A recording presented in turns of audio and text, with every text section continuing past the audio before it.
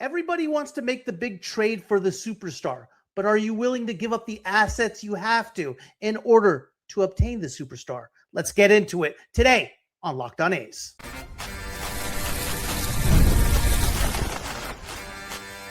You are Locked On A's, your daily podcast on the Athletics, part of the Locked On Podcast Network, your team every day.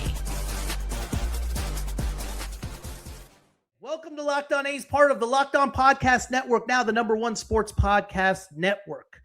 I'm your host, Booney, lifelong A's fan who has spent decades living every collapse, every rebuild, and every championship this franchise has put us through. I watch the games, track the prospects, and follow the business side closer than most people follow their own team. Every day you get real roster breakdowns, long-term context, and unfiltered takes from someone who actually understands this organization because I've grown up with it. Welcome to Locked On A's, part of the Locked On Podcast Network. We are your team, your A's, every single day. And today on Locked On A's, as we always do on live shows, I want to take your comments and questions I have seen in the YouTube community or on social media. That's a bit later. Jeff McNeil interview. What was your takeaway? I will give you mine. And a follow-up question I am kicking myself for not asking. I'll tell you what it is in a few minutes. First, the A's trade landscape from a front office mindset, starting with why being tradable isn't about who's best, but who's most valuable to other teams right now. Shea Langeliers as the ultimate scarcity at catcher, and what contenders realistically would pay for that combination of power and control. Brent Rooker and the brutal truth about how the league values pure power bats, timing, and age. And the big picture question, if you could only move one, which trade actually accelerates the future instead of just making headlines? Now, first and foremost, guys, I don't want to trade either. Okay, I want to make that clear. I do not want to trade either. XP Sports, good morning. Do not trade Shea, but set Brent free for a #1 starting pitcher. Action JV, what up, Booney? How are you, sir? And Hugo, good morning to you, sir. I want to make it clear. I don't want to trade either. Now, when you're talking about, like XP Sports just said, a front-end starting pitcher. And we had this conversation a while ago when people were throwing out Hunter Green a lot. I actually had Jeff Carr on the show to discuss, the host of Locked On Reds, to discuss exactly that. And a Brent Rooker for a Hunter Green straight up won't get it done. It would take like a Brent Rooker and a Shea Langeliers for a Hunter Green. Muskie, what's up, buddy? How are you, man? What are you willing? Action JV, pitching is expensive. I trade Rooker for a controllable starting pitcher and also sign Kopech to close. Okay. The question is, are you willing to trade a big-time value? You know, first of all, you got to remember, you got to look at it from the point of view from another GM. And let's start with Brent Rooker. And I'm going to put his contract scrolling down below. Rooker, 2026 is due to make $8 million, 27, $14 million, 20, $15 million, 29, $19 million, and 2030, $22 million.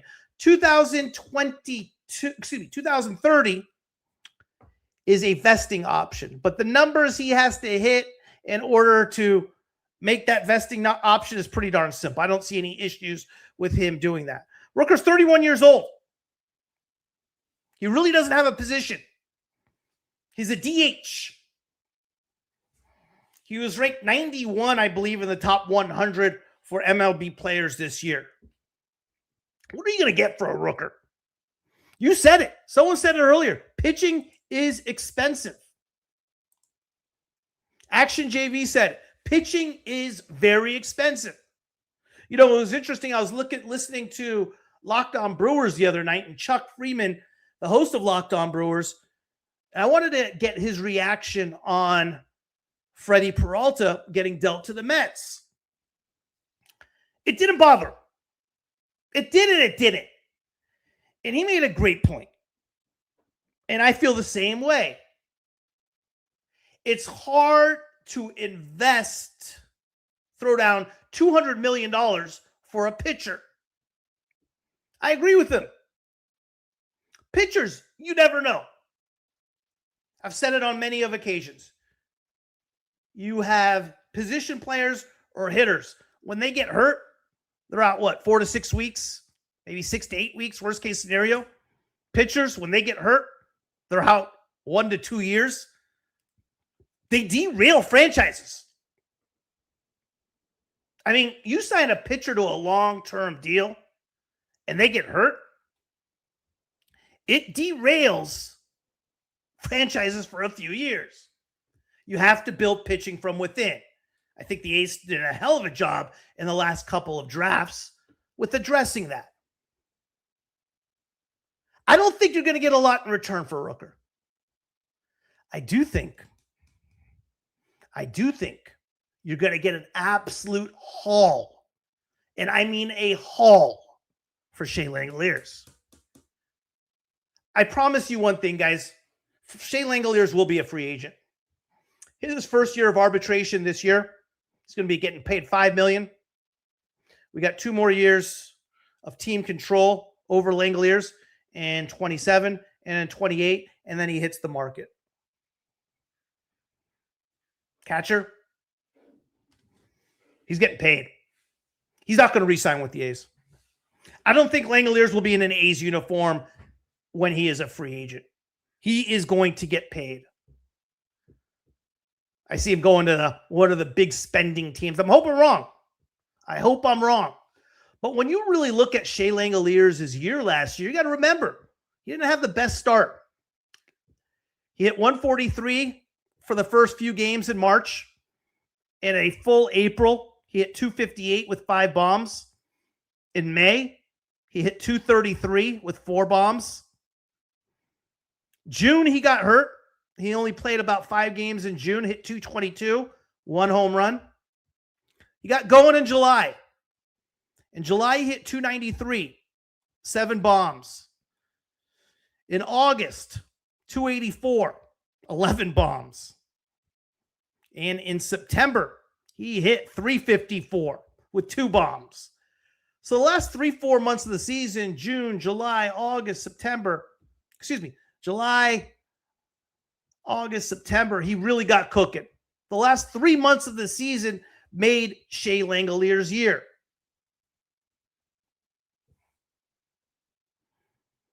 Right now, Shea Langeliers' value is at the highest out of any athletic. Am I saying you trade him? No. I am saying if you get a haul in return, you got to take a look at it. You have to take a look at it. And I'm not talking about prospects.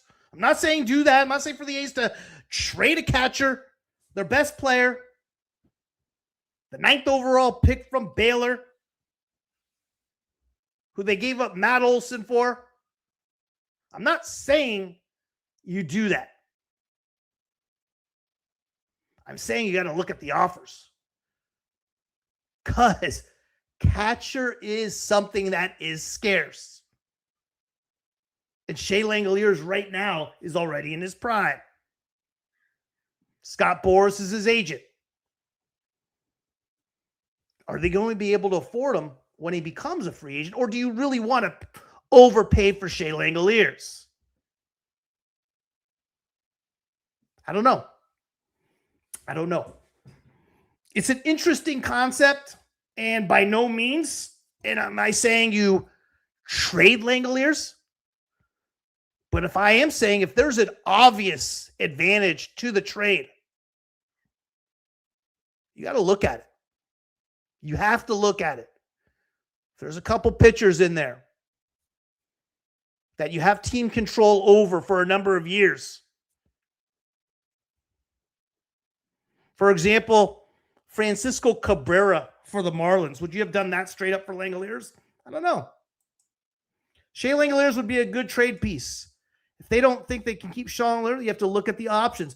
Hey, and again, this is all speculation. This is all just for kind of fun. But again, when we hear about trade rumors or trades that fans want to make for your Joe Ryans, for your Hunter Greens, for your big-time players and big-time pitchers, etc. Are you willing to give up the assets in order to do so? Are you willing to give up a Shea Langeliers in order to obtain what your team really needs? GTF, we are going to be fine on pitching, though. Jump Arnold, Lynn. We're a little early on all these guys, man. All these guys. Lynn, first of all, I want to make it clear. I'm high on these three as much as anybody. On Jump, Arnold, and Lynn. Okay? Lynn got rocked last year in Double-A. He's going to be a great pitcher. He's only 19, 20 years old, I think. He's going to be unbelievable. But he's not here till 2028 at least. Jump, depending on how the pitching is doing this year and how he does in Double-A and Triple-A, we could see him make the jump for sure. And Jamie Arnold hasn't played a professional inning. With that being said, I'm high on all these three guys. But for us to count for the A's to look at their success based on Gage Jump, Jamie Arnold, and Wei N. Lin, no. Not for the next couple of years. As far as the future, yeah. Prospects. Great prospects. Great talent. Something to be excited for sure.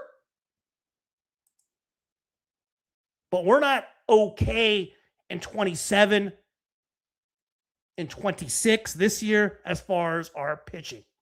We could be. We definitely could be. Up next, I want to talk about Jeff McNeil was on the show. What was your takeaway? I'll give you mine in just a couple minutes.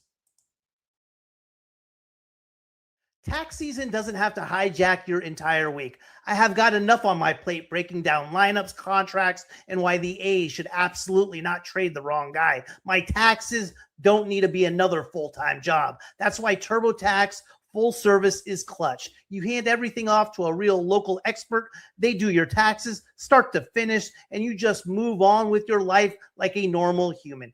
Instead of spending your nights squinting at tax forms like they are advanced analytics spreadsheets, you can meet with a local TurboTax expert in person or hop online. They handle everything. W-2s, freelance work, side hustles, all of it, and work to get you every deduction you are actually entitled to. You just upload your documents, go about your day, and get updates right in the TurboTax app. It's a massive time saver and honestly, way less stressful knowing someone who actually knows what they are doing is handling it. For a limited time, you can have your taxes done by a local TurboTax expert for just $150 all in. If a TurboTax expert did not file for you last year, just file by February 28th. Take your taxes off your plate and get back to your life. Visit turbotax.com/local to book your appointment today.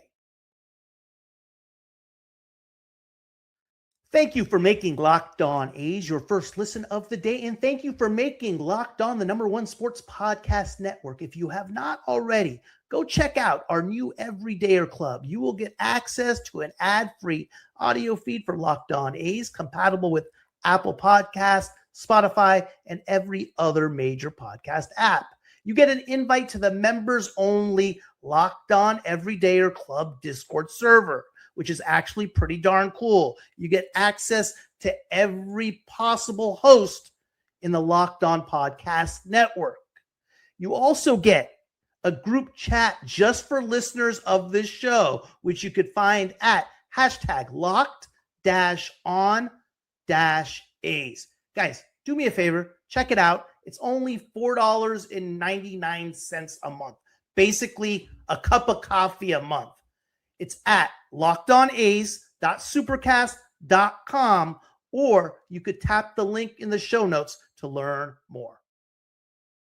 Welcome back to Locked On A's, part of the Locked On Podcast Network. Now, the #1 sports podcast network in the country. Talking Shea Langeliers, Brent Rooker, trade chips? I hope not. I don't want to see either one of them go, especially Brent Rooker. I believe in chemistry. I believe in culture. I believe in togetherness.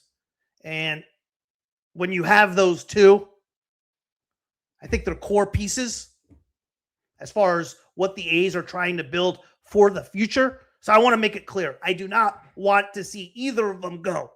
But if there's a load in return, if there is something that is obviously so tilted in the A's favor where they need to make the deal, I think you have to. I think you have to take a deep look at it. That's for sure. Jeff McNeil. I had Jeff McNeil on yesterday. And first of all, a shout out to his agency, Paragon International. Just a bunch of studs. Garrett Purcell, Anne-Marie Leahy, helping set that up. They did their due diligence. They were responsive. They got back to me. I was surprised at it. But just professionals. I thought Jeff was awesome. I wanted to take the questioning a little different than your normal. Hey, are you ready for spring training? Are you ready for the season? What do you anticipate? Where you kind of get the normal answers. I knew he was a hell of a golfer. I didn't realize he was that good of an amateur golfer. I didn't realize he was to the point where he could have been a pro. And in that, what was it, 2009 amateur, surprised to find out that, hey, Jordan Spieth, three-time major winner, won that tournament. And actually, if McNeil comes back with, let's say, a 79 or an 80 in that second round or survives a playoff, he actually faces off against Spieth because Spieth won the stroke play part of that tournament. The one question I wish I followed up and asked him after rewatching it was the thing I get kind of enamored with and what I'm really interested in is players who've played in two different generations. And I explained this when I asked him. One where, hey, batting 300 meant something, not striking out meant something, getting on base, scoring runs meant something. Now, no one seems to care if you strike out. It's all about how hard you can throw or how hard you can hit the ball and how far you can hit it and how many homers. It's become a total power game. But one thing I wanted to ask him, and his answer was awesome, man. He's all, there's to both points. He's like, hey, there used to be guys that was like 93, 94 throwing. And he said, we used to just swing through pitches. What is he throwing? And he said that analytics now allows them to figure it out. And I wish I had him expand on that to more of a real life situation. Like, who did he face that did that where you couldn't see it? What the analytics meant, how they figured it out. I was enamored by more of the analytics, and I wish I asked that one more question. But other than that, I thought McNeil was a stud. And the other interesting part he said, too, was his numbers last year were just as good as when he won the batting title. And I found that to be very, very interesting. And he's fully healthy right now. I remember watching a few Mets games, hit a lot of balls to the warning track at Citi Field. Didn't quite get out. I mean, those balls are going to get out in Sacramento. I think he's going to have a huge, huge year. And cannot wait to see him play. In about 6 seconds, I want to get to your guys' questions, comments, talk about a few trade propositions, interesting ones you guys made as well. I'll see you in a second.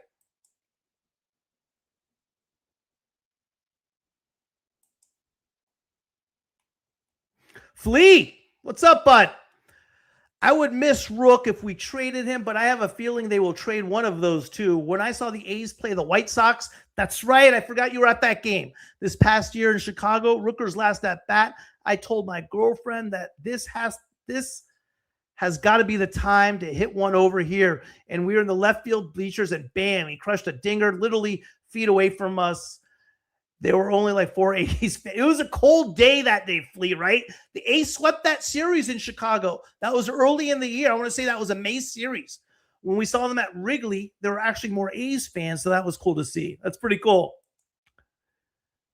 For sure, Muskie. McNeil, A+. Yeah. Oh, cool. Awesome. Jeff being healthy is excited. For sure. It should be very interesting to see what Jeff McNeil brings this year. And I said it in my mock lineup on many times. It's so critical for Lawrence Butler to be that guy in the leadoff spot. First, Lawrence Butler's our biggest threat on the base pass as far as stealing bases. He provides gap-to-the-gap power, over-the-fence power. He hits to all fields. If he can just give us a glimpse of what he was in the second half last year or even 2024 second half, we have something. And why this is important for me is why this is important for the A's, I believe, is not only Lawrence Butler gives you that punch at the beginning of the lineup, but he also deepens the lineup. In a couple of my mock lineups, I had Jacob Wilson batting second against lefties and batting seventh against righties. Or Jeff McNeil batting second against righties and batting seventh against lefties. You can go either way in that situation with either of those two players. Benjamin, extend Kurtz. You know, it was interesting. Nick Kurtz was interviewed on A's Cast on Sunday, and they asked him exactly about that, being extended, and when does he feel that is going to happen, or comparing it to the Soderstrom extension. And Kurtz kind of gave a professional answer. I'm not really worried about that right now. Happy for Tyler. Worried about winning. If we all win, the money's going to take care of itself. I think Kurtz is, as far as a personal type of decision, yeah, I would like to see him extended this year. But I've said it on many occasions. You want to extend these guys this soon, buy out their pre-arb, buy out their arbitration, because you're looking to get a discount, right? You're like, hey, he's going to be a player. If he goes to free agency, we'll play triple that. So you do the extension now. I've said this on many occasions. You ain't getting no discount for Nick Kurtz. You're paying exactly what the Yankees, what the Dodgers, what anybody else would offer him. There's no discount on Nick Kurtz. So, you know, I think the A's obviously approached him for an extension, but I don't think Kurtz wants an extension at this time. He wants to, and obviously the A's extension offer wasn't nearly high enough. GTF won't trade Rooker after extending him. He doesn't want to play anywhere else, and he's our most consistent hitter. I can see Langeliers. Then what makes sense is not adding Susak to the 40-man point list. Yeah, I agree with you on Rooker. My point being, GTF, is if you want a star, I don't want to trade either one. But if you want a star, if you want a true return on a trade, if you want an ace caliber type pitcher, let's say like a Joe Ryan, let's say like a Ketel Marte. I'm throwing out names just that were rumored and trade possibilities this year. Not that they're going to happen. Let me ask you this. If there was an opportunity to get a Ketel Marte and what was on the books was Langeliers or Rooker, let's say, how about this? Ketel Marte for Brent Rooker and Henry Bolte. Henry Bolte is our 5th-ranked prospect. Would you do that? Ketel Marte for Brent Rooker and Braden Nett. Or Ketel Marte for Brent Rooker and Wei and Lin. Would you do that? Would you do that? That's the question. So when we hear about, hey, we need to get better players, we need to trade for stars, that's what you would have to give up. You would have to give up something to get something, for sure. In order just to trade a Brent Rooker for another pitcher? Absolutely not. I'm with you, GTF. Brent Rooker is personally my favorite player. I don't want to see Brent Rooker go anywhere. I hope Kurtz can avoid the sophomore slump. I think so. I think he's young, 22 years old. And when you're young like that, you're just going to get better. So I think Kurtz will avoid that sophomore slump. For Rooker, yes, I would do net in him for Marte, but not Langeliers. You wouldn't do Langeliers. Langeliers only has 2 more years of team control, though, GTF. Let's say Langeliers and net for Marte, and again, throwing out fictional scenarios. But you extend Marte to an extension. I don't know. Top 4 in AL home runs for the A's definitely have power, so it's helpful to have contact guys like McNeil who don't pile up strikeouts. Balanced, effective, and dangerous lineup. I definitely think our lineup's dangerous. It's deep. But God, guys, the cloud over this lineup, and we can't help not talk about it, is Lawrence Butler.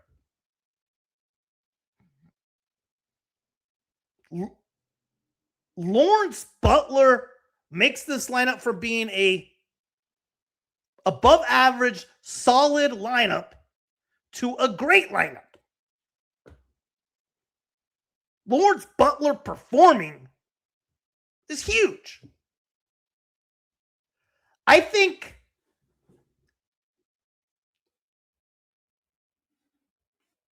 Lawrence Butler is the key to the whole 2026 year. Wow, big one. I would upgrade catcher position, trading Shea. I mean, I don't think we're going to upgrade the catcher. If we trade Shea, it's going to downgrade. Why not sign Hayes or Andahar and use them as trade chips? So you want to pay for Andahar and Hayes and then trade them? Why wouldn't someone else just sign them? So I don't think we can do that. So if we sign Hayes and Andahar, who would want to trade for him in that situation? Because they have an opportunity to sign him as well. It's not like we're outbidding anybody. Booney, are the A's done adding unless they make a trade? I think what will happen for the rest of the offseason, I think we're going to see the Wilson extension. And I think Townsy on A's Cast hinted to that a little bit when he said, hey, I want to see you up to Soderstrom. I want to see you next. I want to see you signing that extension just like Soderstrom did. And I think we'll see that real soon. I'm not quoting him. I'm not saying that's what he said. I'm not saying that's exactly what he said, but I'm paraphrasing for what Townsy said, like almost like, hey, the extension is coming very, very soon. And then I think they will sign or trade for a pitcher or a third baseman. But I only see that happening if the deals make sense. Wilson extension will happen for sure. And I do think a starting pitcher or a third baseman, 60% chance at happening. GTF, I would hang up the phone on the Diamondbacks. Shea has gotten better and better every year, not hitting, but calling games. Also, 2 years left doesn't scare me. We won't let him walk away. I don't think it's up to us, though, GTF. I don't think it's up to us whether we let him walk away or not. Agree. More Butler would really elevate that offense. Need his speed, threat on the bases more often. Muskie, I was just throwing something out there for conversation. I got you. Can we sign Eugenio Suarez to play third base and mash our way to the playoffs? I like it. I don't think that's going to work. Eugenio Suarez right now is going to demand, in order to convince him to come to the A's, a multi-year deal with probably like a player option. I think his market right now is $20 million a year. I think the A's would have to go 3 years, $75 million for an aging third baseman power hitter. I don't want him. Not for that price. I like him. Don't get me wrong. I just don't want to pay a premium for an aging Suarez. That's all. I'd rather give the opportunity to somebody else. And now you're taking away possibly extending Wilson and so forth, but I don't see that happening. I don't see that happening. I would love him. What he would demand from the A's to play in a minor league park is way too much. Would rather get Andujar than Suarez. That way you can plan for term versus. Andujar's not going to be cheap either, guys. Andujar right now would probably go, in order to come to the A's, 2 years, $20 million.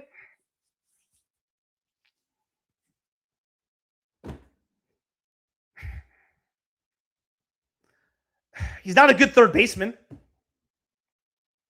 Can't field. He's not a good outfielder. He's a serviceable defender. He's injury prone. He gets hurt every single year. I love Andujar. I just don't want to pay a premium for Andujar. Wins was better defensively than Shea. A's need better D, not more homers. Shea's a big piece of that lineup, and we're talking one of the best hitters and catching hitters in all of baseball. But sure, to your point, Pamp, if we can get a haul in return, and his value is peak, correct. If we could get a haul in return, you got to look at that trade possibility. I don't think it will happen, but you got to look at it as a possibility. I don't know. T-Dog, Suarez overpriced, had one big moment for Seattle. Otherwise, he was a disappointment. There's a reason he didn't re-sign him. Suarez is expensive. I like where the A's stand right now. If we don't make another move, now, first of all, we have to make the extension to Wilson. If we make the extension to Wilson, I give this offseason a B, and I think that will happen. If we don't sign a third baseman or we don't sign another starting pitcher,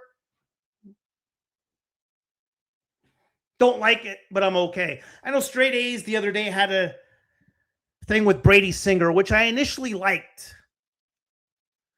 You got to remember something about Brady Singer, though. He's going to be making almost $13 million in 2027. Here's the situation with Brady Singer. In order to get Brady Singer, you probably have to give up a Colby Thomas. This is why I don't like that Brady Singer trade. And I liked it at first. And the A's have always got themselves caught up in these situations where they make trades for starting pitchers or veterans on their last year of their contract, and they don't extend them. Well, I don't know if you want to do a sign and trade with somebody like Brady Singer. So if Brady Singer has a huge 2026, let's say that trade does happen. He has a huge 2026. Now you're paying bank for him, and you're paying bank for him over an extended period of time, which I really don't want to do for Brady Singer. Or he becomes a free agent, gets paid bank from somebody else. If he has a bad year, he's going to get hit free agency either way. He doesn't help you, but you lose Colby Thomas forever. So it's basically a one-year rental for Brady Singer. I don't want to do that. Sorry, Straight A's. At first, I loved the trade idea. Now, not so much when you look at it that way. But it's a great idea. Geloff with a great comeback at second base. McNeil at third base. Rooting for that. That'd be a nice problem to have if we get Geloff back.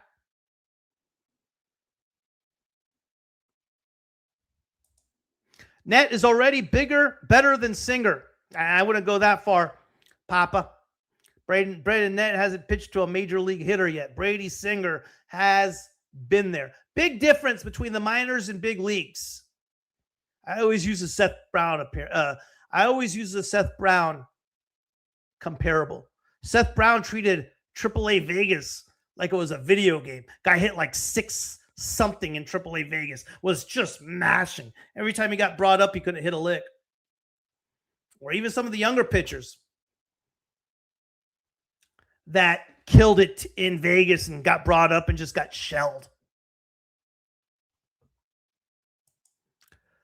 Net is overrated, GTF is saying. Not better than Perkins, Ginn, Lopez, Arnold, Jump, or Lynn. Lynn will struggle in double it, but Net really struggled. Up and down. Up and down. Net had his times where he looked great. Based on balls got him. You got to also remember GTF when we got him as well. First of all, these guys, with the exception of Perkins, Ginn, Lopez, who's pitched to major league hitters, Jump, Lynn, Arnold, Net, they're all guys that what we think they will be. We don't know what they are yet. We'll see. Excited about it. Great potential. It's pointing north in the right direction. But they still need it. There's still time. They still got to make their way up the ladder, right? Gay's Jump had a stretch of games where he couldn't get an out last year in Double-A. I was worried about Jump. And then he absolutely dealt in the playoffs. Wei and Lin, I don't know yet.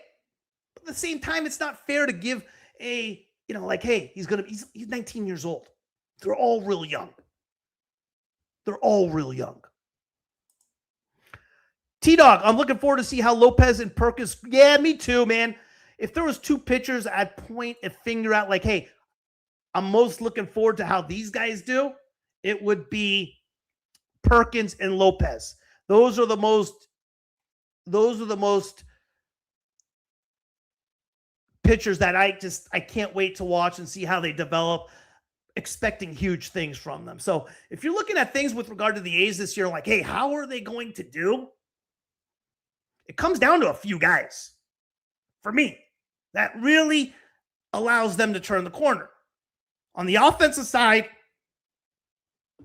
it's Lawrence Butler. If you were to pick a couple guys. And on the pitching side of things, for me, it's Jacob Lopez and Jack Perkins. There's a lot of other guys as well. Everybody has their preference. Those are my particular preferences. XP, Geloff hit 267 in 2023. Then the injuries hit. I think he and Wilson can anchor the middle of the infield. I hope you're right. I like Geloff for sure. I think every A's fan has exceeded what Lopez can do. I like Perkins in the closer role. I'm going to be interested to see who they put in the closer role as well. I think it's Perkins, but hey, who knows?